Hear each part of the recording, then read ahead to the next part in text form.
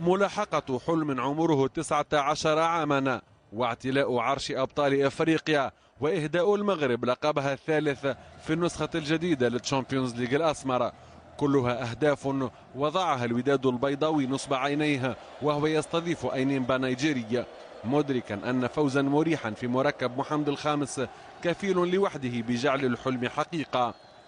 قبل ضربة البداية فتح الحارس النيجيري بول جودوين ذراعيه وكأنه يقول: أنا جاهز لاستقبال الهجمات الودادية.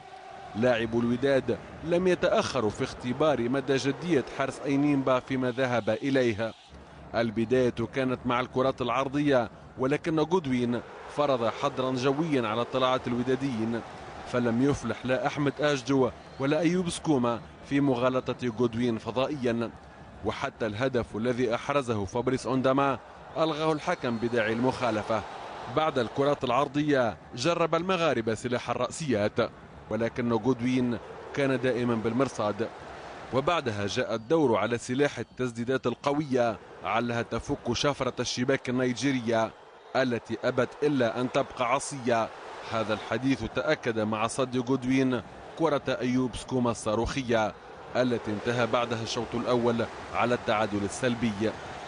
في الشوط الثاني لم يجد دوكاستيل من بد غير إقحام المهاجمين يوسف القديوي وباسكال بهدف ضخ دماء جديدة في الهجوم الودادي، ولكن حيرة السويسري تواصلت مع اعتماد الفيل النيجيري على الهجمات المعاكسة، ما جعله يلعب آخر أوراقه مع ياسين لكحل. بعد الحارس جودوين جاء دور الحظ ليدير ظهره للوداديين الذين فشلوا في التهديف حتى مع الشباك الخالية. اللحظات الأخيرة من المباراة أبت إلا أن تتوج مجهودات وداد الأمة وتنصف كوتشينغ دوكاستيل عندما رفع ياسين لكحل كرة عرضية تلقاها البينيني باسكال برأسية مخادعة منحت الفريق البيضاوي أسبقية مستحقة قبل لقاء العودة في مدينة آبا نيجيريا، وألحقت ببطل نيجيريا